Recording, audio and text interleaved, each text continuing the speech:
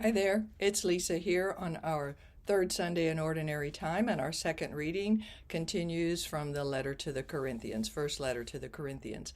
And it starts out here urgently. St. Paul, I urge you, brothers and sisters, in the name of our Lord Jesus Christ, that all of you agree in what you say.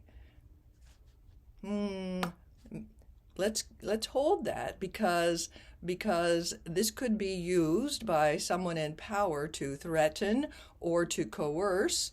All of you agree that there be no divisions among you. Well, hold up here as we see what's going on, but that you be united in the same mind and in the same purpose. So is St. Paul saying, no disagreements, everybody just take your cue? No, it has been reported to me about you, you Corinthians, my brothers and sisters, by Chloe's people. So apparently Chloe was a householder, an owner of a home to be named herself, and her people, according to the information, may be more likely slaves who were reporting to Paul that things are going haywire here. There are rivalries. And what are the rivalries about? That they are claiming to belong to a human instead of focusing on God. I belong to Paul. He baptized me. I belong to Apollos. He baptized me. I belong to Cephas. I belong to Christ. And so they were dividing themselves among their allegiance and their leadership to people instead of to Christ. And that's the problem. That's where there should be no divisions, right? And so he says these questions, is Christ divided? And when you read this, I would like you to make sure you're looking at somebody. Is Christ divided? And you pause and wait for the people to be able to say no in their own heads, right? Was Paul crucified for you? And again, you pause and you wait for them to say no. Or were you baptized in the name of Paul? And you pause again so that they can say no. For Christ did not, emphasis on not, send me to baptize, but to preach the gospel.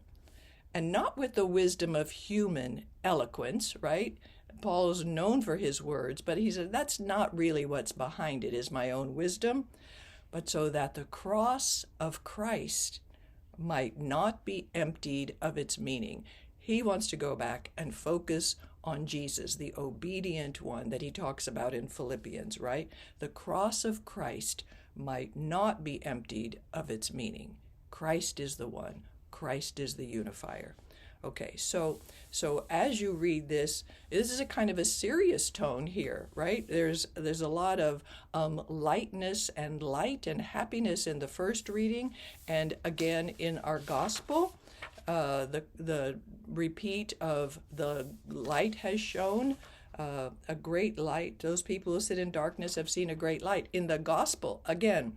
But here in the middle, in this second reading, we are needing to get serious here. Okay, so your tone is going to be urging, serious, and those questions very much slowly and paced. Okay, so let's see what it might sound like. A reading from the first letter of St. Paul to the Corinthians. There we go. And we pause 1, 2, 3 seconds. They adjust. Corinthians. They're probably going to think we're going to hear from the love chapter. Not today. I urge you. So we're going to start out that way, slowly and with eye contact. I urge you, brothers, look at a man, and sisters, look at a woman, in the name of our Lord Jesus Christ.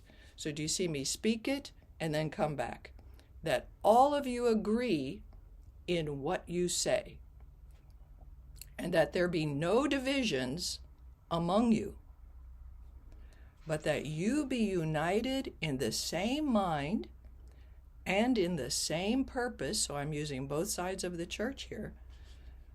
For it has been reported to me about you, brothers and sisters, my brothers and sisters, pardon me, I left out that, my brothers and sisters, so he's claiming them still, by Chloe's people. Chloe is reputable, apparently, okay? was a respected person in this community. Chloe's people have reported that there are rivalries among you. This is distressing. My voice just changed. There are rivalries among you. I mean that each of you is saying, I belong to Paul, or I belong to Apollos, or I belong to Cephas, or I belong to Christ. Is Christ divided? Was Paul crucified for you? Or were you baptized in the name of Paul? See, all those answers, no, and we need to give them time to answer it in their head. For Christ did not send me to baptize, but to preach the gospel.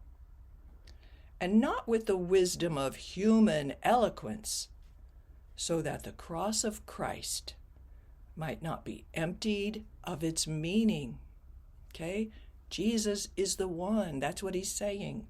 And then we wait 1, 2, 3. The word of the Lord. Again, looking at your people as you deliver this. And they respond back to you, thanks be to God. There you go. All right, so God bless you. Practice reading aloud 5 times so you can know what's coming and you can make your eye contact and use both sides of the church. God bless.